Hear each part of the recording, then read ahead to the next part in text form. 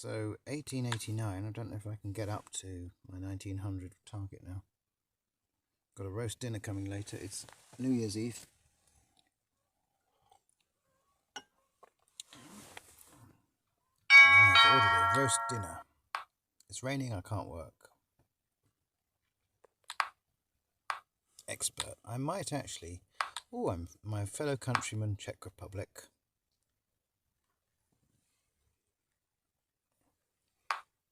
Kinside Castle Inn. Castle early.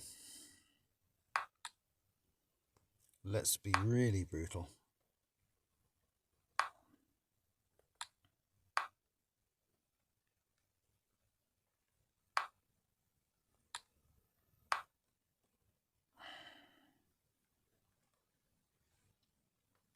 Got a fianchetto that night. I like doing that.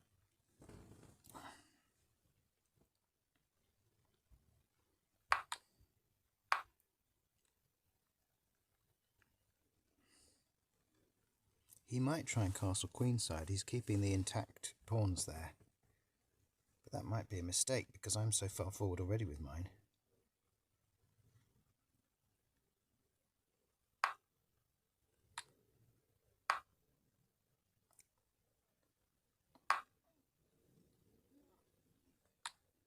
And they're only going to get further forward.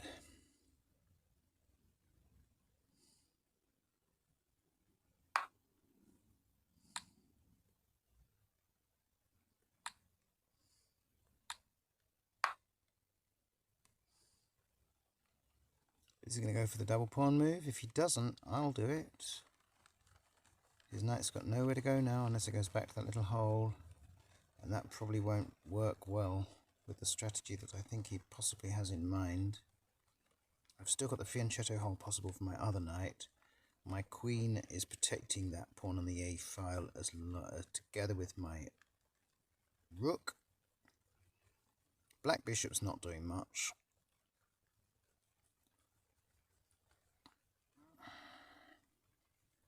The D5 square is in contention. Okay, they gave up. They realised straight away that my structure was good, I guess. And we're up to 1898. Oh, look, we're within a hair's breadth. So my Czech countryman, my fellow countryman from Czech... Oh dear, we've got the D-pawn opening. My least favourite because it's so aggressive. I have to build a fortress.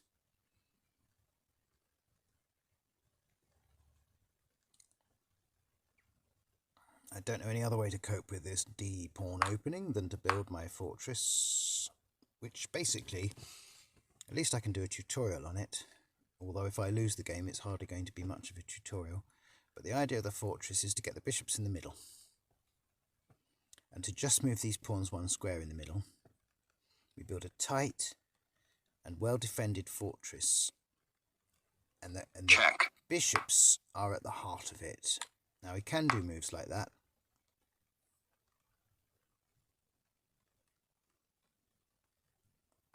And still bring the bishop out, because the other thing is here now what we can do is we can steal that bishop. That was a blunder. Class C player, I suppose, not surprising. There's a queen fork. It doesn't matter how he defends it. I get the bishop. Kinside Castle Inn. Now I need to create some space for my queen to retreat. Or do I? Well, yeah, he could come up with a knight, you see.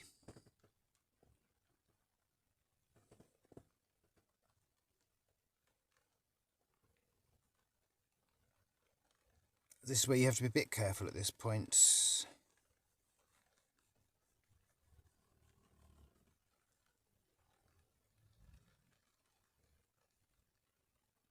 He's going to attack with the knight, almost certainly.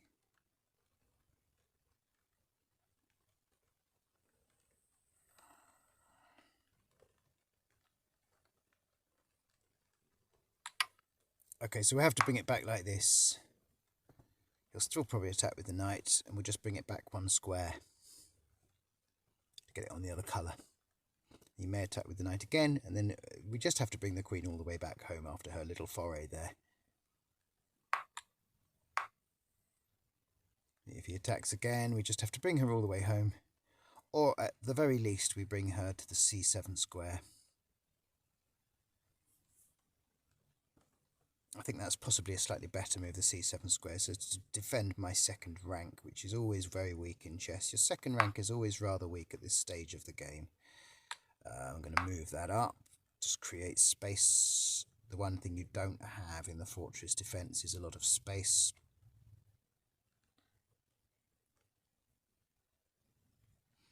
That will also create potential revealed check opportunities on his king later with my queen if she stays there. Just going to do that. Can't really shift it, can he? And I can castle then. In fact, moving forward with my e-pawn might be a nice move, attacking his queen simultaneously, covering some squares that she might be thinking of retreating to. So we'll do that next and lock it up. He thought he was going to do some advances there. He's not going to. I can also do some revealed attacks using my knight. He might try and attack my g-pawn, I suppose. Oh, he's going to go straight for the queen again. Okay. So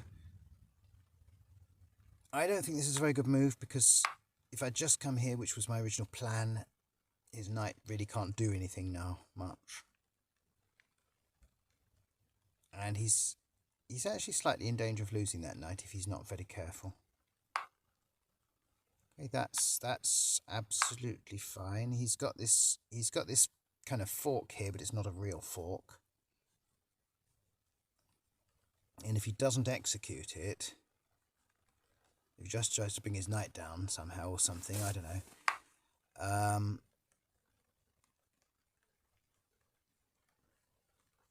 First thing I need to do is get away from this. Oh.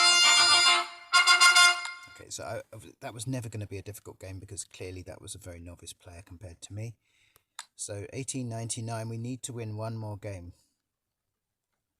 to get up to 1900 for the new year. We need to win one more. We beat the Czech, we beat the novice Korean, and now we need to beat one more player of practically any rating, because you'll notice that the Korean player gave me 0.1 of a... That's because the more advanced you are from another player, the less you win from them when you beat them.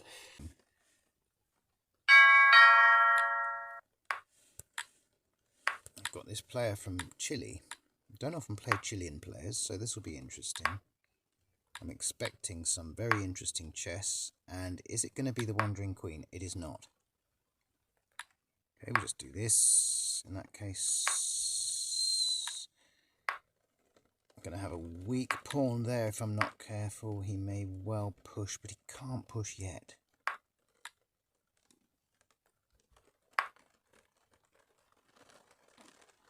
No, he can't push.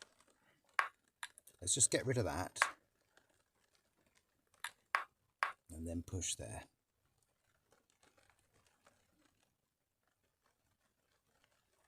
And then he's got an unblockable check. I think he's got an unblockable check? Or, well, it's not quite unblockable, but let's go here for a minute and see what happens.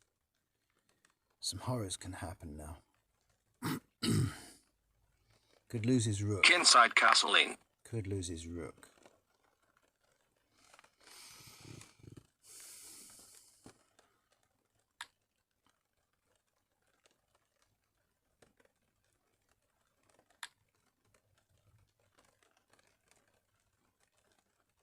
I actually really like this move, because it's going to open up this file straight onto his king.